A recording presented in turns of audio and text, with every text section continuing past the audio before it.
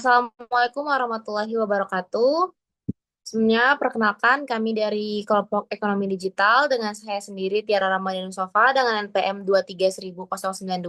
Di sini tidak sendirian, saya ditemani bersama ketiga rekan saya yaitu Mudatsiro Saputra dengan NPM 23113, Lerina Amelia dengan NPM 23115, lalu ada Adiska Vidya Akila dengan NPM 23131.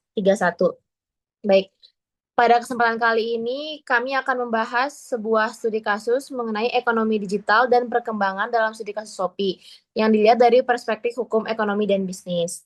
Mungkin bisa langsung dilanjut oleh rekan saya.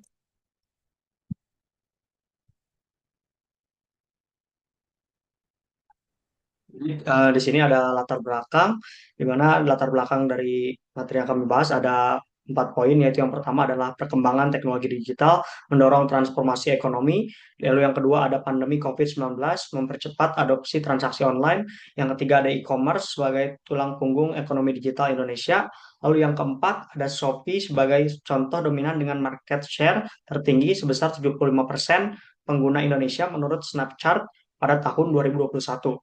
Kemajuan teknologi digital telah mengubah cara kegiatan ekonomi dilakukan dari sistem konvensional ke sistem online. Pandemi COVID-19 mempercepat perubahan ini karena masyarakat beralih ke transaksi digital.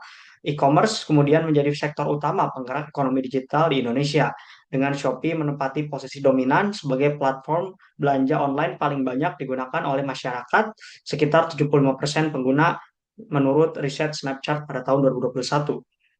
Baik, selanjutnya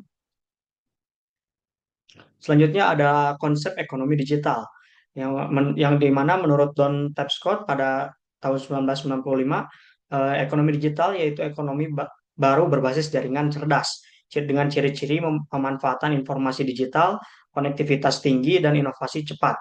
Lalu ada aktivitas yaitu produksi, distribusi, konsumsi berbasis teknologi digital. Selanjutnya ada perkembangan ekonomi digital di Indonesia. Ekonomi digital di Indonesia terus tumbuh pesat dengan nilai mencapai 70 miliar US dollar pada tahun 2021 dan diperkirakan naik menjadi 146 miliar US dollar pada tahun 2025. Sektor e-commerce menjadi penyumbang terbesar, yaitu sekitar 34% dari total ekonomi digital. Pemerintah melalui Kominfo juga memproyeksikan nilai ekonomi digital Indonesia akan mencapai nilai sebesar 1.796 triliun rupiah pada tahun 2024, yang mana menunjukkan potensi besar bagi pertumbuhan ekonomi nasional. Dapat kami simpulkan ada 4 poin utama dari perkembangan ekonomi digital di Indonesia ini. Yang pertama yaitu nilai ekonomi digital di Indonesia pada tahun 2021 yaitu sebesar 70 miliar US dollar. Lalu ada yang kedua diproyeksikan mencapai 146 miliar US dollar pada tahun 2025. Lalu yang ketiga ada sektor e-commerce berkontribusi 34% dari total. Lalu yang keempat ada pemerintah proyeksi 2024 yaitu nilainya mencapai 1.796 triliun rupiah menurut Kominfo pada tahun 2021. Baik, selanjutnya. Baik, di sini saya akan menjelaskan tentang peran e-commerce Shopee. Shopee menjadi platform e-commerce paling dominan di Indonesia dengan tingkat popularitas sekitar 75%. Shopee unggul karena menawarkan transaksi cepat, layanan logistik terintegrasi, dan promosi besar-besaran. Kehadirannya berdampak positif terhadap peningkatan konsumsi digital masyarakat serta membuka peluang bagi UMKM untuk beralih ke bisnis online. Peran e-commerce Shopee yang pertama ada Shopee mendominasi pasar digital Indonesia, top of mind sebesar 75%. Yang kedua ada fasilitas transaksi yang cepat, logistik terintegrasi, dan promosi besar-besaran yaitu bakar uang. Yang ketiga ada dampak peningkatan konsumsi digital dan peluang UMKM go digital. Slide selanjutnya. Baik, selanjutnya ada kontribusi ekonomi digital terhadap UMKM. Yang pertama, hanya 21% UMKM yang sudah go digital menurut IDEA 2021. Yang kedua ada pemberdayaan melalui komunitas sosial klinik digital Desa Cerdas menurut Fuadi et al. 2021. Yang ketiga ada Shopee menyediakan Shopee UMKM Center dan program Shopee Kampus UMKM. Baru sekitar 21% UMKM di Indonesia yang memanfaatkan teknologi digital. Upaya pemberdayaan dilakukan melalui komunitas sosial, klinik ekonomi digital, dan program desa cerdas untuk mendorong transformasi digital. Slide selanjutnya. Ada strategi pemberdayaan UMKM Go Digital. Yang pertama ada kolaborasi pemerintah, swasta, maupun masyarakat. Yang kedua ada aksi sosial, yaitu komunitas UMKM, relawan digital, klinik ekonomi digital. Yang ketiga ada prinsip pemberdayaan, partisipatif, berkelanjutan, dan berbasis teknologi. Pemberdayaan UMKM menuju digital dilakukan melalui kolaborasi antara pemerintah, sektor swasta, dan masyarakat. Bentuknya berupa aksi sosial seperti pembentuk komunitas UMKM, relawan digital, dan klinik ekonomi digital. Strategi ini dijalankan dengan prinsip partisipatif, berkelanjutan, serta berbasis teknologi agar UMKM dapat beradaptasi dan tumbuh di era ekonomi digital. Selanjutnya akan dilanjut oleh rekan saya. Baik, selanjutnya yaitu dampak sosial ekonominya. Ekonomi digital itu memberikan peluang besar yang lebih luas dan menciptakan lapangan kerja baru. Lalu terjadinya peralihan besar dari sistem ekonomi konvensional ke sistem digital. Namun, dari semua itu tantangannya meliputi rendahnya literasi digital. Lalu ada akses internet yang belum merata, kemudian serta dengan adanya persaingan global yang semakin ketat. Lalu, tantangan hukum dan regulasinya. Permasalahan hukum sendiri itu meliputi seperti perlindungan konsumen, data pribadi, dan perpajakan digital. Kemudian Shopee sendiri tunduk pada Undang-Undang Nomor 11 Tahun 2008 tentang Informasi dan Transaksi Elektronik. Kemudian Peraturan Pemerintah Nomor 80 Tahun 2019 tentang Perdagangan melalui Sistem Elektronik. Lalu ada juga Undang-Undang Nomor 7 Tahun 2014 tentang Perdagangan.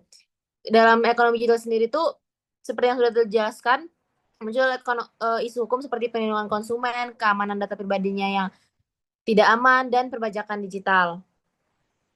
Lalu ada perlindungan konsumen digital. Perlindungan konsumen dalam transaksi online diatur dalam Undang-Undang Nomor 8 Tahun 1999 yang menjamin hak-hak membeli. Shopee berkewajiban menjaga keaslian produk, keamanan data pengguna, dan menyediakan mekanisme pengembalian barang jika terjadi sengketa. Penyelesaiannya dapat dilakukan melalui online dispute resolution atau ODR secara cepat dan efisien. Selanjutnya ada aspek perpajakan e-commerce. Yang pertama itu dalam ekonomi digital tantangan utama adalah menentukan subjek pajak atas transaksi lintas negara. Shopee Indonesia wajib melaporkan transaksi tersebut dan memungut PPN atas penjualan digital.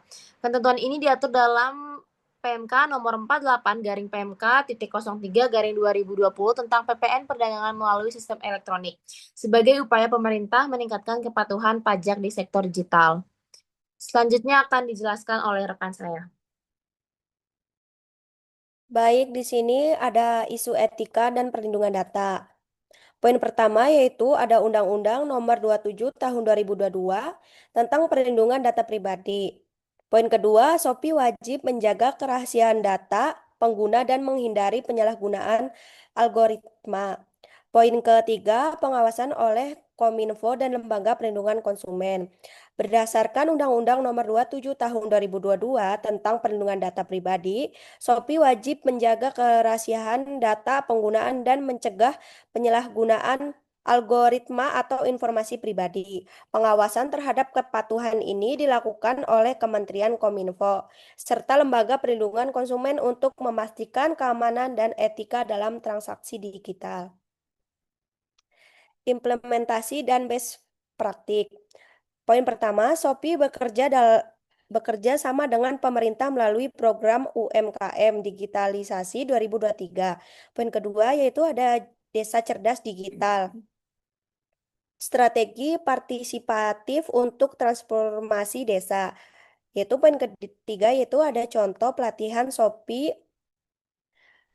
X Kemendag untuk ekspor UMKM ke pasar ASEAN. Nah, Shopee mendukung transformasi digital melalui program UMKM Digitalisasi 2023 yang bekerja sama dengan pemerintah. Konsep Desa Cerdas Digital Fuwaidi et al. 2021 menjadi contoh strategis partisipatif untuk memperdayakan masyarakat desa menuju ekonomi digital. Salah satu praktik yang nyatanya adalah pelatihan Shopee X Kemendag yang membantu UMKM menembus pasar ekspor ASEAN. Nah, di sini kesimpulan. Kesimpulannya itu poin pertama, ekonomi digital Indonesia berkembang pesat diproyeksikan 8 kali lipat pada tahun 2030. Poin kedua, Shopee berperan besar dalam menggerakkan UMKM dan transisi online. Poin ketiga, aspek hukum harus diperkuat, perlindungan konsumen, pajak, dan keamanan data. Poin keempat yaitu sinergi antara pemerintah, platform, dan masyarakat menjadi kunci keberlanjutan ekonomi digital. Nah, di sini ekonomi digital di Indonesia tumbuh sangat cepat dan diperkirakan meningkat hingga 8 kali lipat pada 2030. Shopee berperan penting dalam mendorong UMKM dan aktivitas transaksi online. Namun, keberlanjutannya sektor ini memerlukan penguatan aspek hukum, terutama terkait perlindungan konsumen, pajak, dan keamanan data. Kolaborasi antara pemerintah, platform digital, dan masyarakat menjadi kunci utama keberhasilan ekonomi digital di masa depan. Baik, mungkin cukup sekian presentasi dari kelompok kami. Berikut di slide terakhir itu ada daftar referensi dari apa yang kita masukkan ke dalam presentasi kita kali ini. Mungkin sekian dari presentasi kelompok kami. Apabila ada kesalahan, mohon dimaafkan. Wassalamualaikum warahmatullahi wabarakatuh.